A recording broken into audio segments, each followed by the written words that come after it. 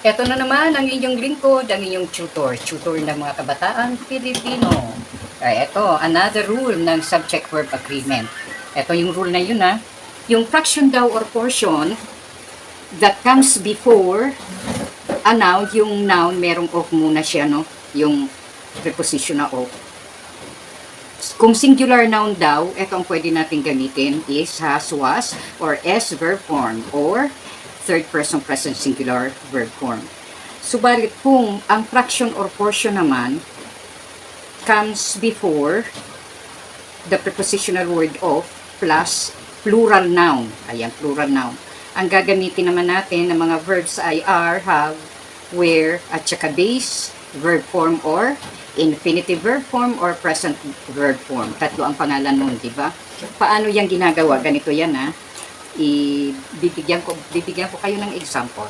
Katulad ng iba. Ito, 1 half. Ito yung fraction or portion. 1 half. Ito naman si of. Determiner na the. Sa noun na apple, singular yung apple. Walang s. Kaya syempre ang gamit natin is yours. Ayan. Ito, 1 half. Merong of. Ito yung apple na singular, kaya ang gamit mo ay singular rin na is. Kung illustrate natin yan, halimbawa itong apple, ito, hatiin natin sa dalawa. Ito yung 1 half, ito yung other 1 half.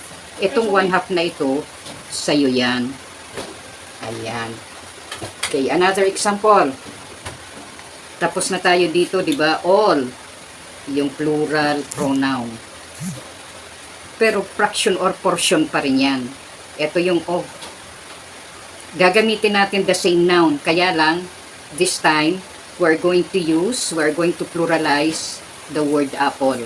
Hindi na apple ang gagamitin natin, may s na apples. Ayan.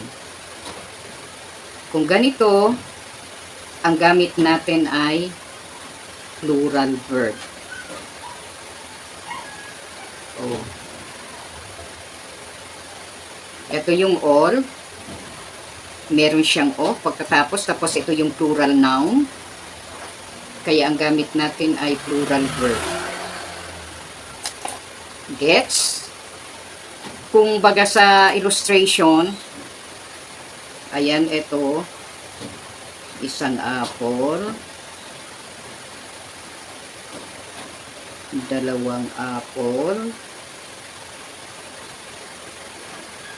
tatlong apple. Lahat ng apples na ito sa akin. O, yung sa'yo 1 half lang. Napaka-greedy ko, ano? Okay. Biro lang yan. Next. 1/3.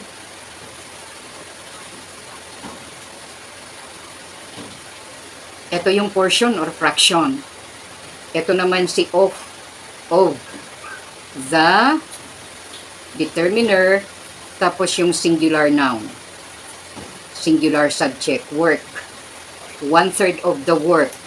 Pwedeng gumamit ng is, pwedeng gumamit ng was. Kung nakaraan na,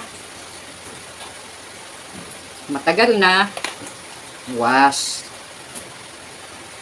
Kung kasalukuyan yan, na ginagawa yung trabaho is done. Ito yung fraction or portion. So, 1/3 of the work is or was done. Kung sa illustration yan, halimbawa ito yung area na tatrabahuin, or trinatrabaho rather, itong 1/3 na ito pa lang ang natatapos. Yung iba hindi pa tapos. So, yan. Kaya ang gamit ay singular. Okay? So, ito lamang, hanggang dito lamang, itong isa na naman sa mga rules ng subject-verb agreement. Please share if you know that this can help your fellow Filipino youth. Ayan, watch and follow for more videos like this, a tutorial video like this.